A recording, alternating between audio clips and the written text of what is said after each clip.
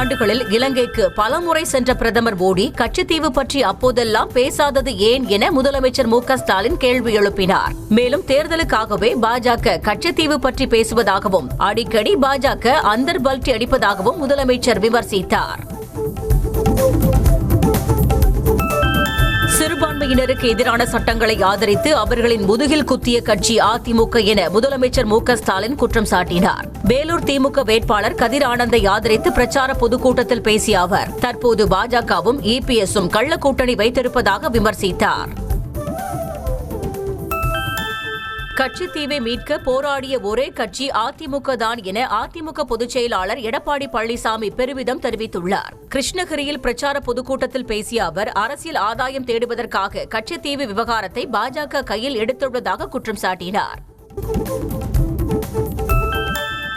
அதிமுக வெற்றி பெற்றால் மட்டுமே தமிழ்நாட்டை காப்பாற்ற முடியும் என்றும் இல்லை என்றால் ஆண்டவனால் கூட காப்பாற்ற முடியாது என எடப்பாடி பழனிசாமி தெரிவித்துள்ளார். கிருஷ்ணகிரி வேட்பாளர் ஜெயபிரகாஷை ஆதரித்து பேசிய அவர் தமிழகத்தில் போதைப்பொருள் புழக்கம் அதிகரித்து விட்டதால் சட்டம் ஒழுங்கு சீர்கெட்டு விட்டதாக குற்றம் சாட்டினார். பிரதமர் மோடி அடுத்த 15 நாட்களுக்கு தமிழகத்திலேயே தங்கினாலும் கூட டெபாசிட் வாங்க முடியாது என அமைச்சர் உதயநிதி ஸ்டாலின் விமர்சித்துள்ளார். மத்திய சென்னை வேட்பாளர் தயாநிதியை ஆதரித்து பேசிய அவர் பிரதமர் மோடியை இனிமேல் மிஸ்டர் 29 பைசா என்றுதான் சொல்ல வேண்டும் என்றார். கோயம்புத்தூரில் வளர்ச்சி கொண்டுவர தாமரை சின்னத்திற்கு வாக்களிக்குமாறு பாஜக வேட்பாளர் அண்ணாமலை வேண்டுகோள் விடுத்துள்ளார். கோவையின் பல்வேறு இடங்களில் பிரச்சாரம் மேற்கொண்ட அவர் 10 ஆண்டுகளாக கோவையில் எம்பியாக இருந்தவர்கள் தொகுதிக்கு எதையுமே செய்யவில்லை என குற்றம் சாட்டினார். மக்களுக்கு பல துன்பங்களை கொடுத்த ஆட்சி பாஜக ஆட்சி என திமுக துணை பொதுச் செயலாளர் கனிமொழி விமர்சித்திருக்கிறார். நெல்லையில் காங்கிரஸ் வேட்பாளர் ராபர்ட் புரூஸை ஆதரித்து பேசிய அவர் வெள்ளம் வந்தபோது தமிழ்நாட்டுக்கு வராத பிரதமர் தேர்தலுக்காக மட்டும் சூறாவளி போல சுற்றுப்பயணம் மேற்கொள்வதாக தெரிவித்தார். ஆரணி தொகுதியில் எதுவும் செய்யாததால் தான் விஷ்ணு பிரசாத்திற்கு கடலூரில் வாய்ப்பு வழங்கப்பட்டதாக பாமக தலைவர் அன்புமணி விமர்சனம் செய்தார். கடலூர் பாமக வேட்பாளர் தங்கர் பச்சானை ஆதரித்து பேசிய அவர் கடலூரில் மருத்துவக் கல்லூரிக்கு அடிக்கல் நாட்டிய செங்கல் எங்கே என கேள்வி எழுப்பினார்.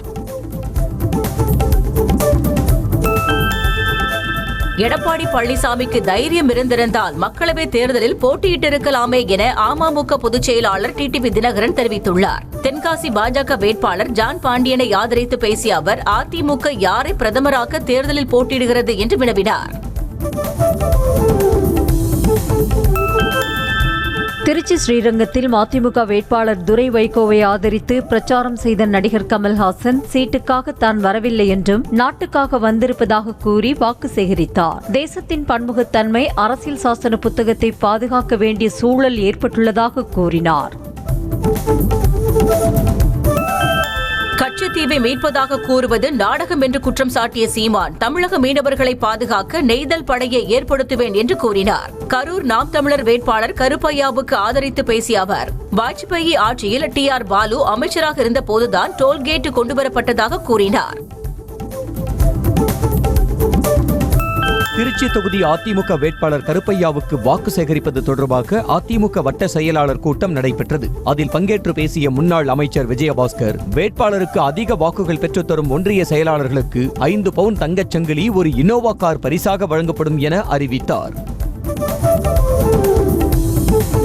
ஊழல் செய்தவர்கள் சிறைக்கு செல்ல வேண்டாமா என பிரதமர் மோடி ஆவேசமாக பேசினார். உத்தரகாண்ட் மாநிலம் ருத்ராப்பூரில் வாகன பேரணியில் கலந்து கொண்ட பின்னர் பொதுக்கூட்டத்தில் பேசிய அவர் கேளிக்கைகளில் ஈடுபடுவதற்காக தாம் பிறக்கவில்லை, மக்களுக்காக பணியாற்றவே பிறந்திருப்பதாக தெரிவித்தார்.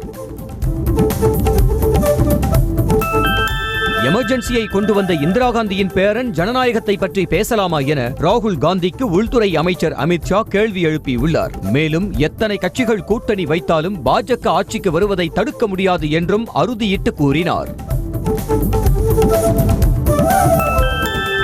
வயநாடு மக்களவை தொகுதியில் போட்டியிடும் ராகுல் காந்தி வரும் புதன்கிழமை வேட்புமனு தாக்கல் செய்ய உள்ளார். கடந்த மக்களவை தொகுதியில் வயநாட்டில் போட்டியிட்டு வெற்றி பெற்ற ராகுல் காந்தி இந்த முறை மீண்டும் வயநாட்டில் போட்டியிட உள்ளதாக அறிவிக்கப்பட்டுள்ளது.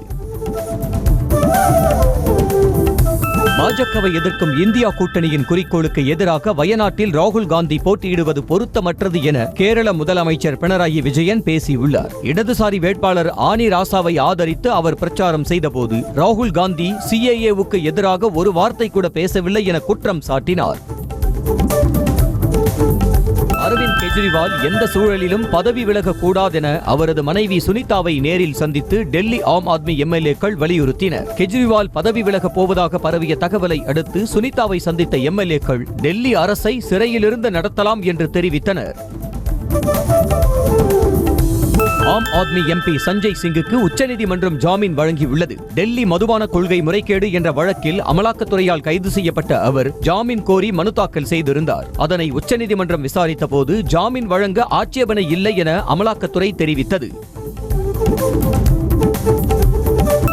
அரசியல் வாழ்க்கையை காப்பாற்றிக் கொள்ள பாஜகவில் சேருங்கள், இல்லாவிடில் அமலாக்கத்துறை சோதனையை எதிர்கொள்ள தயாராகுங்கள் என தன்னை பாஜக மிரட்டியதாக டெல்லி அமைச்சர் அதிஷி குற்றம் சாட்டியுள்ளார். அதோடு இன்னும் 2 மாதங்களில் ஆம் ஆத்மி தலைவர்கள் 4 பேர் கைது செய்யப்படுவார்கள் எனவும் தெரிவித்தார். தன் மகன் வருண் காந்திக்கு பாஜகவில் சீட்டு மறுக்கப்பட்டது தொடர்பான கேள்விக்கு பதிலளித்த மேனகா காந்தி, அவர் என்ன செய்ய விரும்புகிறார் என்று அவரிடமே கேளுங்கள் என காட்டமாக தெரிவித்தார். மேலும் தனக்கு தேர்தலில் போட்டியிட வாய்ப்பு தந்தமைக்கு தலைமைக்கு நன்றி கூறி பாஜகவில் இருப்பது மகிழ்ச்சி என தெரிவித்தார். ஆந்திராவில் கடப்பா மக்களவை தொகுதியில் மாநில காங்கிரஸ் கமிட்டி தலைவர் ஷர்மிளா போட்டியிட உள்ளதாக காங்கிரஸ் கட்சி அறிவித்துள்ளது. ஆந்திராவில் 5 மக்களவை தொகுதிகளுக்கு காங்கிரஸ் கட்சி வேட்பாளர் பட்டியல் வெளியிடப்பட்டுள்ளது. இதேபோல் 114 சட்டமன்ற தொகுதிகளுக்கும் வேட்பாளர்கள் அறிவிக்கப்பட்டுள்ளனர். ஒடிஷா சட்டப்பேரவை தேர்தலுக்கான பாஜக வேட்பாளர்கள் பட்டியல் வெளியிடப்பட்டுள்ளது. ஒடிஷாவில் மொத்தமுள்ள 147 சட்டமன்ற தொகுதிகளுக்கும் 21 மக்களவை தொகுதிகளுக்கும் 4 கட்டங்களாக வாக்குப்பதிவு நடைபெறவுள்ளது. மக்களவையிலிருந்து வெளியேற்றப்பட்டதற்கு தனது தேர்தல் வெற்றியே சரியான பதிலடியாக இருக்கும் என திரிணாமுல் காங்கிரஸ் வேட்பாளர் மஹுவா மொய்த்ரா தெரிவித்துள்ளார். மேலும் அரசியல் அமைப்புக்கும் ஜனநாயகத்துக்கும் சாவுமணி அடிக்க பாஜக முயற்சிப்பதாகவும் அவர் குற்றம் சாட்டினார். அருணாச்சல பிரதேச மாநிலத்தில் உள்ள இடங்களுக்கு தனது பெயரை சூட்டி சீனா அர்த்தமற்ற முயற்சிகளை செய்து வருவதாக வெளியுறவு அமைச்சகம் தெரிவித்துள்ளது. பெயர் மாற்றம் செய்வதென்பது ஒரு இடத்தின் உரிமையை கொண்டாடுவது ஆகாது எனவும் குறிப்பிட்டுள்ளது. உச்சநீதிமன்ற தடையை மீறி அலோபதி மருத்துவத்துக்கு எதிராக பதஞ்சலி நிறுவனம் விளம்பரம் வெளியிட்ட வழக்கில் பாபா ராம்தேவ் நீதிமன்றத்தில் ஆஜராகி நிபந்தனையற்ற மன்னிப்பு கேட்டார். ஆனால் இவரது மன்னிப்பை ஏற்க உச்சநீதிமன்றம் மறுத்துவிட்டது. வரும் 9ஆம் தேதியன்று பிரதமர் மோடி தமிழ்நாட்டுக்கு வரவுள்ளதாக தென்சென்னை பாஜக வேட்பாளர் தமிழிசை சவுந்தரராஜன் தெரிவித்துள்ளார். இதேபோல பிரதமருக்கு முன்னதாக தேர்தல் பரப்புரைக்காக உள்துறை அமைச்சர் அமித்ஷாவும் தமிழகம் வரவுள்ளார். வேலூர் CMC மருத்துவமனையில் சிகிச்சை பெற்று வரும் மு.க. அழகிரியின் மகன் துரை தயாநிதிக்கு வழங்கப்படும் சிகிச்சைகள் குறித்து முதலமைச்சர் மு.க. ஸ்டாலின் நேரில் சென்று கேட்டறிந்தார். முதலமைச்சருடன் அவரது மனைவி துர்கா ஸ்டாலினும் துரை தயாநிதியை சந்தித்து நலம் விசாரித்தார். சென்னைக்கு சிறப்பு நிதியாக மத்திய அரசு அளித்த 5000 கோடி ரூபாயை என்ன செய்தீர்கள் என தமிழ்நாடு அரசுக்கு மத்திய நிதி அமைச்சர் நிர்மலா சீதாராமன் கேள்வி எழுப்பியுள்ளார். சென்னையில் கல்லூரி நிகழ்ச்சிக்கு பின்னர் பேட்டி அளித்த அவர், கொடுத்த நிதிக்கு கணக்கு காட்டிவிட்டு மேலும் நிதி கேளுங்கள் என்றார். கச்சத்தீவு விவகாரத்தில் என்ன நடந்தது என்பதை 2015ஆம் ஆண்டு ஜனவரி 27ஆம் தேதி மத்திய அரசு தந்த கடிதம் தெளிவுபடுத்தியுள்ளதாக ப. சிதம்பரம் தெரிவித்துள்ளார். மேலும் உண்மைக்கு புறம்பான தகவல்களை கூறி இலங்கையில் வாழும் 35 லட்சம் தமிழர்களின் வாழ்க்கையை கேள்விக்குறியாக்கி விடாதீர்கள் என்றும் அவர் கேட்டுக் கொண்டார். மீனவர்கள் வாக்குக்காக கச்சத்தீவு விவகாரத்தை கையில் எடுத்து பாஜக நாடகமாடுவதாக அதிமுக முன்னாள் அமைச்சர் செல்லூர் ராஜு குற்றம் சாட்டியுள்ளார். இது தொடர்பாக பேசிய அவர், கச்சத்தீவு குறித்து பிரதமரிடம் பேசி நடவடிக்கை எடுத்திருக்க வேண்டியதுதானே என அண்ணாமலைக்கு கேள்வி எழுப்பினார். ஜாஃபர் சாதிக் போதைப் பொருள் கடத்தல் விவகாரத்தில் திரைப்பட இயக்குநர் ஆமீர் விசாரணைக்கு ஆஜரானார். டெல்லியில் உள்ள தேசிய போதைப் பொருள் தடுப்பு பிரிவு அலுவலகத்தில் இயக்குநர் ஆமீர் நேரில் ஆஜராகிய நிலையில் அவரிடம் 6 மணி நேரத்திற்கும் மேலாக விசாரணை நடைபெற்றது. சட்டவிரோத மணல் குவாரிகள் தொடர்பாக வரும் 25ஆம் தேதி திருச்சி, தஞ்சை, கரூர், அரியலூர், வேலூர் மாவட்ட ஆட்சியர்கள் அமலாக்கத்துறை விசாரணைக்கு ஆஜராக வேண்டும் என உச்சநீதிமன்றம் உத்தரவிட்டது. மேலும் விசாரணைக்கு ஆஜராகாவிட்டால் கடும் நடவடிக்கை எடுக்கப்படும் என்றும் எச்சரிக்கப்பட்டுள்ளது. போதைப்பொருள் கடத்தல் மன்னன் ஜாஃபர் சாதிக் உள்ளிட்ட 5 பேருக்கு வரும் 16ஆம் தேதி வரை நீதிமன்ற காவலை நீட்டித்து டெல்லி பாட்டியாலா நீதிமன்றம் உத்தரவிட்டது. மேலும் ஜாஃபர் சாதிக்கிடம் குரல் பதிவு சோதனை நடத்த போதைப்பொருள் தடுப்பு பிரிவு அதிகாரிகளுக்கு அனுமதி வழங்கப்பட்டது.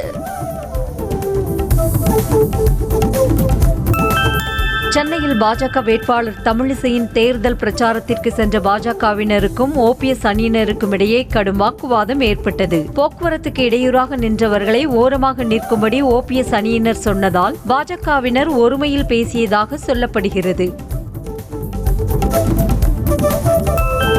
இந்தியா கூட்டணி ஆட்சிக்கு வந்தால் சுங்கச்சாவடிகள் இருக்காது என்ற திமுகவின் தேர்தல் வாக்குறுதிகளை எடுத்துச் சொல்லி அமைச்சர் அன்பில் மகேஷ் பொய்யாமொழி பிரச்சாரம் மேற்கொண்டார். தஞ்சையில் வாக்கு சேகரித்த அவர் தமிழ்நாடு அரசின் பல்வேறு திட்டங்களால் மக்கள் மற்றும் பெண்கள் பயனடைந்துள்ளதாக கூறினார். நெல்லை ஜங்ஷன் பகுதியில் தூத்துக்குடி திமுக வேட்பாளர் கனிமொழியின் காரை மறித்து தேர்தல் பறக்கும் படையினர் சோதனை செய்தனர். காரில் பணமோ பரிசு பொருட்களோ கொண்டு செல்லப்படுகிறதா என ஆய்வு செய்த பின்னர் பறக்கும் படையினர் காரை அனுப்பி வைத்தனர். அதிமுக முன்னாள் அமைச்சர் எம்.ஆர். விஜயபாஸ்கர் மீது கொலை மிரட்டல் உள்ளிட்ட 6 பிரிவுகளில் வழக்கு பதிவு செய்யப்பட்டுள்ளது. தேர்தல் நடத்தை விதிகள் வீடியோ கண்காணிப்பு குழுவினரை பணி செய்ய விடாமல் தடுத்ததாக அளிக்கப்பட்ட புகாரின் பேரில் போலீசார் நடவடிக்கை மேற்கொண்டனர். சேப்பாக்கம், திருவல்லிக்கேணி பகுதிகளில் பதற்றமான வாக்குச்சாவடிகளுக்கு கூடுதல் போலீஸ் பாதுகாப்பும் சிசிடிவி கேமராவும் பொருத்த வேண்டும் என்று மத்திய சென்னை தேமுதிக வேட்பாளர் பார்த்தசாரதி தெரிவித்துள்ளார். இது தொடர்பாக தலைமை தேர்தல் அதிகாரி சத்யபிரதா சாகுவை சந்தித்து புகார் அளித்தார்.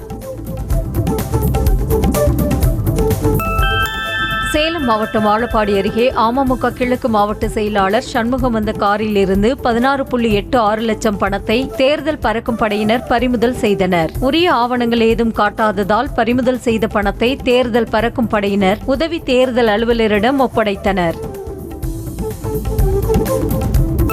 மக்களவை தேர்தல் முடிந்தவுடன் அரசியல் கட்சியில் இணையவுள்ள தகவலை அறிவிப்பேன் என நடிகர் சத்யராஜின் மகள் திவ்யா தெரிவித்துள்ளார். இதுகுறித்து அவர் வெளியிட்டுள்ள வீடியோ பதிவில் தனிக்கட்சி தொடங்கப் போவதில்லை என்றும் சுயநலம் பாராமல் மக்களின் நலன் கருதி உழைப்பேன் என கூறியுள்ளார்.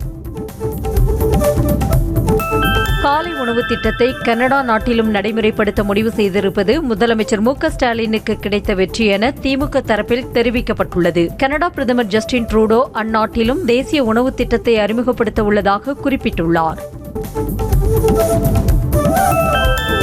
அமெரிக்காவில் பெற்றோரை இழந்து தவித்த 4 வயது குழந்தையை மீட்ட அவரது சித்தி தமிழகம் அழைத்து வந்தார். பின்னர் செய்தியாளர்களிடம் பேசிய அவர் 2 வருடம் அமெரிக்காவில் தங்கியிருந்து தமிழ்நாடு முதல்வர் மு.க. ஸ்டாலினின் உதவியோடு குழந்தையை மீட்டதாக தெரிவித்தார். சென்னையில் ஆபரண தங்கத்தின் விலை சவரனுக்கு 200 ரூபாய் குறைந்து 51,440 ரூபாய்க்கும், 1 கிராம் தங்கத்தின் விலை 25 ரூபாய் குறைந்து 6,430 ரூபாய்க்கும் விற்பனை செய்யப்படுகிறது. வெள்ளியின் விலை கிராம் 40 பைசா உயர்ந்து 82 ரூபாய்க்கு விற்பனை செய்யப்படுகிறது.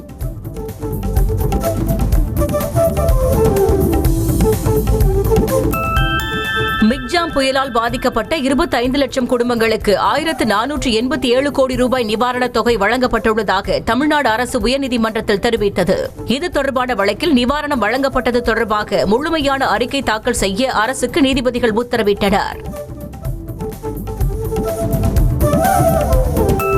சென்னையில் ஓட்டேரி உள்ளிட்ட 5 இடங்களில் வருமான வரித்துறை அதிகாரிகள் அதிரடி சோதனையில் ஈடுபட்டனர். தேர்தலை ஒட்டி வாக்காளர்களுக்கு பணப்பட்டுவாடா நடப்பதாக வந்த புகாரை அடுத்து சோதனை நடத்தப்பட்டதாக தகவல் வெளியாகியுள்ளது.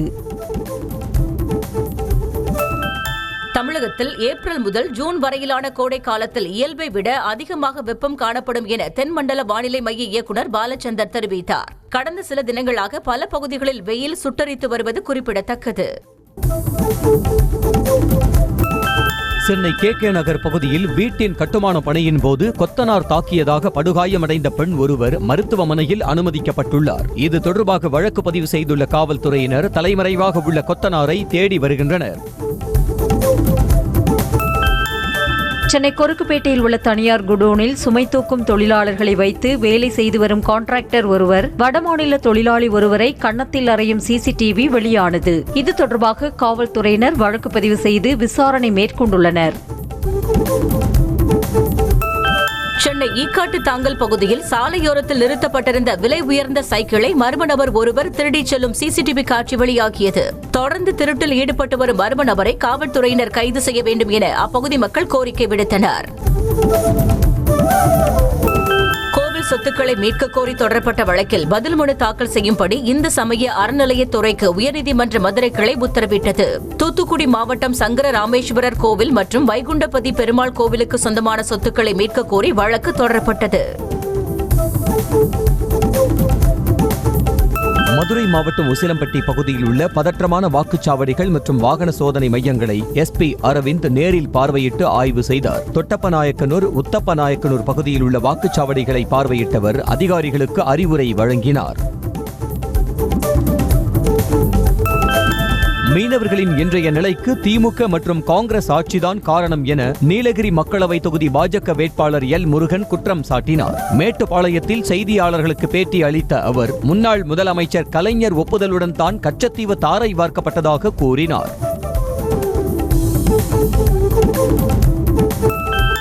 கள்ளழகரை தனியார் மண்டக படிகளுக்கு கொண்டு செல்ல தடை விதிக்க உயர்நீதிமன்ற மதுரை கிளை மறுத்துவிட்டது. வழக்கறிஞர் செல்வகுமார் தாக்கல் செய்த மனுவுக்கு மண்டக படிகளை அதிகரிப்பது மக்கள் சுவாமியை தரிசிக்கும் வாய்ப்பை அதிகரிக்கும் என்று தெரிவித்து நீதிமன்றம் வழக்கை முடித்து வைத்தது.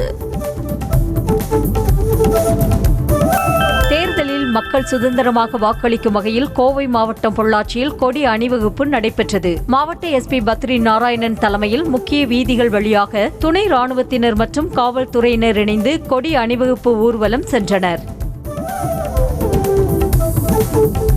செங்கல்பட்டு மாவட்டம் வடக்கு செய்யூர் ஏரிக்கரையில் உள்ள குடிநீர் கிணற்றின் சுற்றுச்சுவர் இடிந்து விழுந்ததில் குடிநீர் விநியோகம் பாதிக்கப்பட்டது. ஊராட்சி நிர்வாகம் உடனடியாக குடிநீர் வழங்க நடவடிக்கை எடுக்க வேண்டும் என அப்பகுதி மக்கள் கோரிக்கை விடுத்துள்ளனர். திமுக மாநிலங்களவை MP ராஜேஷ்குமார் மீது நடவடிக்கை எடுக்க கோரி நாமக்கல் மாவட்ட ஆட்சியர் அலுவலகத்தில் புகார் மனு அளிக்கப்பட்டது. தேர்தல் பிரச்சாரத்தின் போது வளையப்பட்டி பகுதியில் சிப்காட் அமைத்தே தீருவோம் என்று அவர் பேசியது தேர்தல் விதிகளை மீறிய செயல் என்று குறிப்பிட்டு புகார் கொடுக்கப்பட்டுள்ளது. புதுச்சேரி சிறுமி பாலியல் கொலை விவகாரத்தில் CBI விசாரணை கோரி பெற்றோரும் மனித உரிமை இயக்கத்தினரும் DGPயிடம் மனு அளித்தனர். மனுவில் சிறுமி கொலை வழக்கில் மேலும் சிலருக்கு தொடர்பு இருப்பதற்கான சந்தேகத்தை போலீசார் தெளிவுபடுத்தவில்லை எனவும் முதல் தகவல் அறிக்கையை தரவில்லை எனவும் குறிப்பிடப்பட்டுள்ளது. ஆற்காடு அருகே நெல் அறுவடை வண்டியில் சிக்கி இளம்பெண் சம்பவ இடத்திலேயே உயிரிழந்தார். துணிக்கடையில் வேலை செய்து வரும் பெண் டீ சாப்பிடுவதற்காக எதிரே உள்ள கடைக்கு சென்றபோது அவ்வழியாக சென்ற நெல் அறுவடை வண்டியில் மாட்டியதில் சக்கரம் அவரது தலையில் ஏறியதில் அவர் பலியானார்.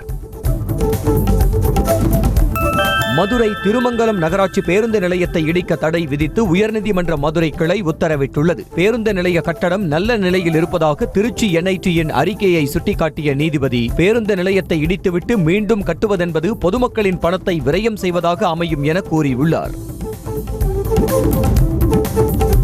பீகாரின் முசஃபர்பூர் தொகுதி பாஜக MP அஜய்குமார் நிஷாத் காங்கிரஸில் இணைந்தார். மக்களவை தேர்தலில் மீண்டும் வாய்ப்பு தராததால் கட்சி தாவிய அவர் இந்த மக்களவை தேர்தல் பணபலத்திற்கான தேர்தலாக இல்லாமல் மக்களின் பலத்திற்கான தேர்தலாக இருக்கும் என்றார்.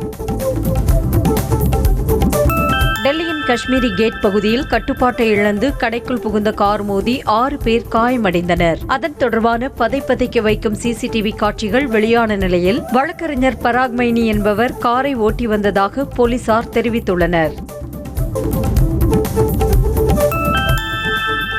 சத்தீஸ்கர் மாநிலத்தில் பாதுகாப்பு படையினர் நடத்திய தேடுதல் வேட்டையில் 8 நக்சலைட்டுகள் சுட்டுக் கொல்லப்பட்டதாக தெரிவிக்கப்பட்டுள்ளது. பிஜப்பூர் மாவட்ட வனப்பகுதியில் தேடுதல் வேட்டையின் போது பாதுகாப்பு படையினருக்கும் நக்சல்களுக்கும் இடையே துப்பாக்கிச் சூடு நடைபெற்றது. கச்சத்தீவு இலங்கையின் கட்டுப்பாட்டுக்குள் உள்ள பகுதி என்று அந்நாட்டு அமைச்சர் ஜீவன் தொண்டமான் தெரிவித்தார். கச்சத்தீவை திரும்ப ஒப்படைக்கும்படி இந்திய அரசு இதுவரை எந்த கோரிக்கையையும் வைக்கவில்லை என்றவர் இரு நாடுகளுக்கிடையேயான உறவு ஆரோக்கியமாக இருப்பதாக கூறினார். கனடாவில் வரும் கல்வியாண்டு முதல் பள்ளி குழந்தைகளுக்கு சத்தான உணவு வழங்கும் திட்டம் அமல்படுத்தப்பட உள்ளது. இந்த திட்டத்திற்காக அடுத்த 5 ஆண்டுகளில் $100 கோடி நிதி ஒதுக்கப்படும் என அறிவிக்கப்பட்டுள்ளது. அல்பேனியாவின் விஜோசா ஆற்றுப்பாலத்தில் சென்று கொண்டிருந்த கார் கட்டுப்பாட்டை இழந்து ஆற்றுக்குள் விழுந்ததில் 8 பேர் உயிரிழந்தனர். உயிரிழந்தவர்களில் 7 பேர் புலம்பெயர்ந்தவர்கள் எனவும் ஒருவர் உள்ளூர் ஓட்டுநர் எனவும் தெரியவந்தது. இஸ்ரேல் காசா போருக்கு மத்தியில் அமெரிக்காவில் கடந்த ஓராண்டில் இஸ்லாமியர்களுக்கு எதிரான நடவடிக்கைகள் அதிகரித்திருப்பதாக அதிர்ச்சிகர தரவுகள் வெளியாகியுள்ளன. 2023ஆம் ஆண்டில் மட்டும் இஸ்லாமியர்களுக்கு எதிரான நடவடிக்கைகள் குறித்து 8061 புகார்கள் வந்ததாக கூறப்பட்டுள்ளது. மத்திய காசாவில் உள்ள டேர் அல் பலாக் நகரில் இஸ்ரேல் நடத்திய விமான தாக்குதலில் காரில் சென்ற அரசு சாரா தொண்டு நிறுவன ஊழியர்கள் 5 பேர் பலியானதாக தகவல் வெளியாகியுள்ளது. இதில் 4 பேர் வெளிநாட்டு ஊழியர்கள் எனவும் ஒருவர் பாலஸ்தீனியர் எனவும் கூறப்படுகிறது.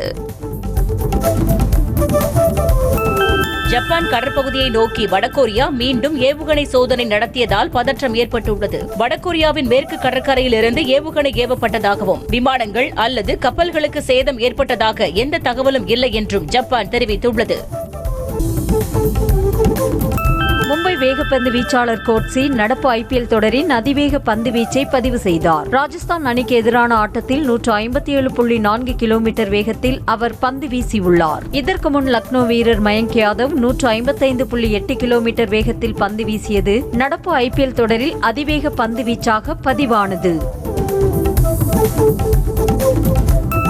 மும்பைக்கு எதிரான போட்டியில் டாஸ் தான் திருப்புமுனையாக அமைந்ததாக நினைக்கிறேன் என ராஜஸ்தான் அணி கேப்டன் சஞ்சு சாம்சன் தெரிவித்துள்ளார். வெற்றிக்கு பின்னர் பேட்டி அளித்த அவர் தங்களது பந்து வீச்சாளர்கள் மிகச் சிறப்பாக செயல்பட்டு விக்கெட்டுகளை எடுத்துக் கொடுத்ததாக பெருமிதம் தெரிவித்தார். தன்னுடைய விக்கெட் விழுந்த பின்னர் ராஜஸ்தான் அணி முழுவதுமாக ஆட்டத்திற்குள் வந்துவிட்டதாக தோல்வி குறித்து மும்பை அணி கேப்டன் பாண்டியா கருத்து தெரிவித்தார். போட்டிக்கு பின் பேட்டியளித்த அவர் தாங்கள் போட்டியில் பேட்டிங்கின் போது சிறப்பாக ஆடவில்லை என்று தெரிவித்தார். தோனி மற்றும் சென்னை அணியை ஹர்திக் பாண்டியா பின்பற்ற வேண்டுமென முன்னாள் வீரர் நவ்ஜோத் சிங் சித்து கருத்து தெரிவித்துள்ளார். டெவான் கான்வேவுக்கு பதிலாக ரச்சின் ரவீந்திராவை தோனி கொண்டு வந்துள்ளார் என்றும் அது மாதிரி ஹர்திக்கும் திறமையான வீரர்களை கண்டறியவில்லை என்றால் அணியின் பலவீனங்கள் வெளிப்படும் எனவும் தெரிவித்துள்ளார்.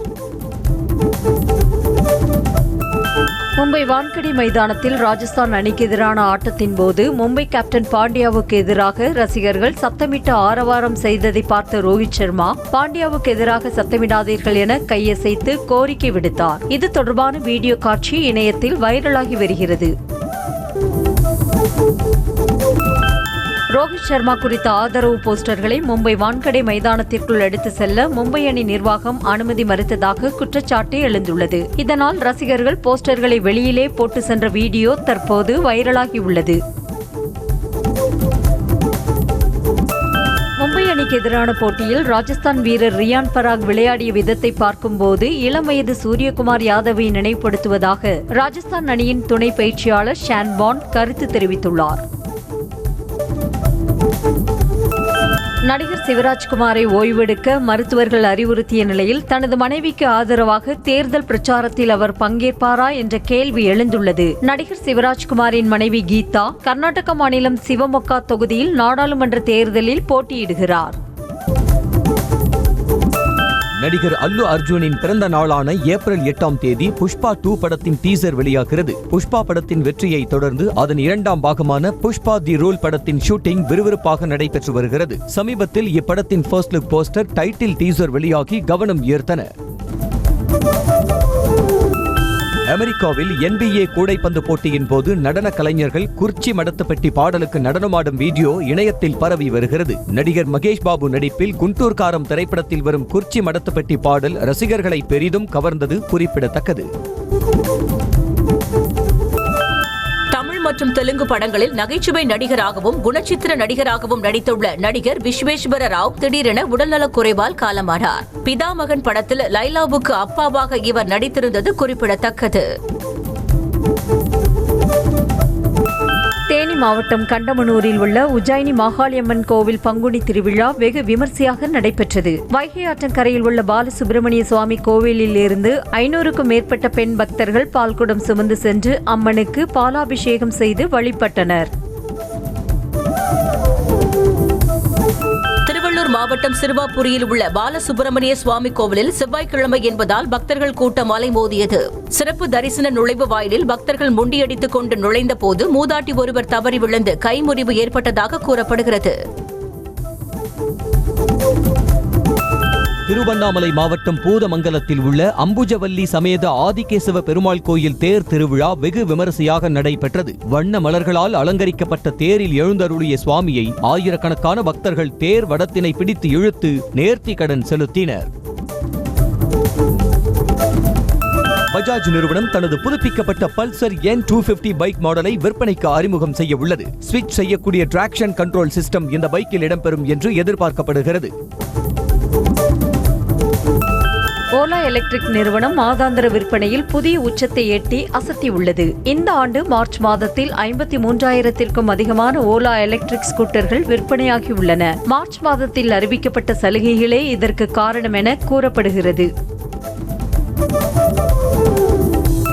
ஓலா நிறுவனத்தின் முதல் தானியங்கி மின்சார ஸ்கூட்டர் அறிமுகமாகியுள்ளது. சாலையில் தானாகவே ஓலா ஸ்கூட்டர் சென்ற வீடியோ வெளியானதும் அது உண்மையா பொய்யா என பலரும் குழம்பி வந்தனர். இந்த நிலையில் ஓலா நிறுவன CEO பவிஷ் அகர்வால் அதிகாரப்பூர்வமாக அறிவித்துள்ளார்.